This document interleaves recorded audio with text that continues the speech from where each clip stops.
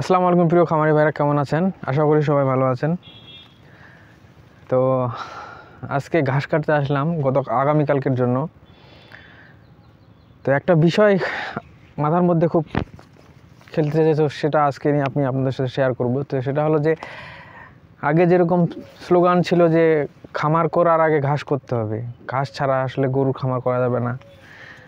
কিন্তু বর্তমান সময়ে আমি দেখলাম যে ঘাস ছাড়াও কিন্তু গরুর খামার করা যায়। আপনি ফ্যাটেনিং করলে কিন্তু ঘাস ছাড়াও ফ্যাটেনিং করতে পারবেন। তো সেই ক্ষেত্রে কিন্তু আমি যেটা দেখলাম যে ঘাস ছাড়াও কিন্তু খামার হচ্ছে, কিন্তু যেটা ছাড়া খামার হবে না সেটা হলো যে পশু চিকিৎসক ছাড়া।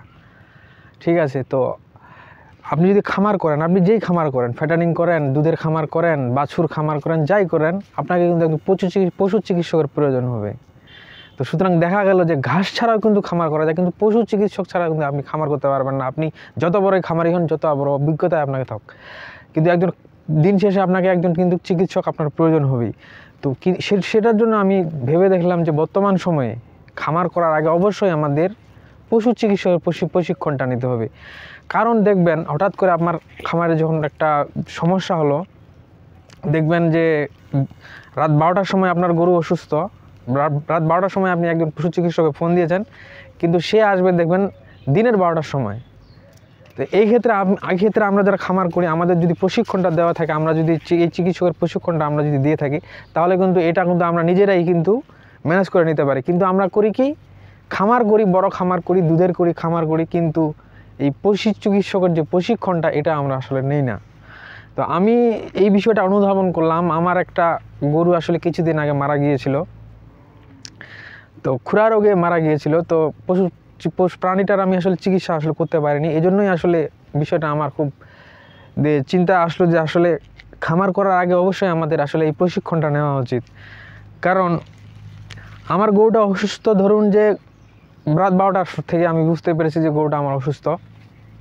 তো রাত 12টায় আমি যখন একজন চিকিৎসকের ফোন দিলাম, তো সে বললো যাবো, পরের দিন সকালে যাবো। সকালে ফোন দিলাম, বলে যাচ্ছি। এরকম করে 10টা 12টা আমার প্রাণীটাই মারা গেল, আমার গরুটাই মারা গেল। মারা যাওয়ার আধা ঘন্টা পরে আসলে তিনি আমার খামারে আসলেন। তো এই জন্যই আসলে আমি যেটা বলতে চাইছি যে সেটা হলো যে আসলে ঘাস ছাড়াও কিন্তু আপনি খামার করতে পারবেন, কিন্তু দিন শেষে আপনাকে একদম পশু চিকিৎসক লাগবে। আপনি যদি খামার করেন, আপনি যদি গাভীর খামার করেন, তাহলে আপনাকে কৃত্রিম প্রজননের জন্য একজন চিকিৎসক লাগবে। তো সুতরাং এই কৃত্রিম প্রজননের প্রশিক্ষণটা বা গবাদি প্রাণীর যে প্রাথমিক চিকিৎসার যে কাজগুলো আছে, এগুলো যদি প্রশিক্ষণ আমরা নিয়ে থাকি, তাহলে কিন্তু এটা আমি নিজের খরচ বেঁচে যাবে।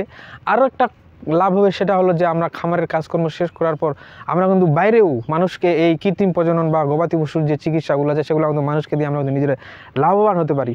তো এই জন্যই আসলে আমিও চেষ্টা করব, আমিও ভাবতেছি যে আসলে পশু চিকিৎসকের এই প্রশিক্ষণটা নেওয়া খুব জরুরি। তো এজন্যই আমি আপনারা যারা নতুন করে খামার করবেন, অবশ্যই এই বিষয়টা মাথায় রাখবেন যে আসলে অবশ্যই চেষ্টা করবেন যে 3 মাস কি 6 মাস মেয়াদি এই প্রশিক্ষণটা কিন্তু আপনারা অবশ্যই নেবেন। তাহলে কী হবে যে আপনার খামারে যদি হঠাৎ করে কোনো প্রাণী অসুস্থ হয়ে যায়, তাহলে সেটা আপনি কিন্তু নিজে ট্রিটমেন্ট নিতে পারবেন, কিন্তু নিতে পারবেন। আপনাকে কোনো চিকিৎসকের অপেক্ষায় কিন্তু থাকতে হবে না। তো সবাইকে ধন্যবাদ। আসসালামু আলাইকুম।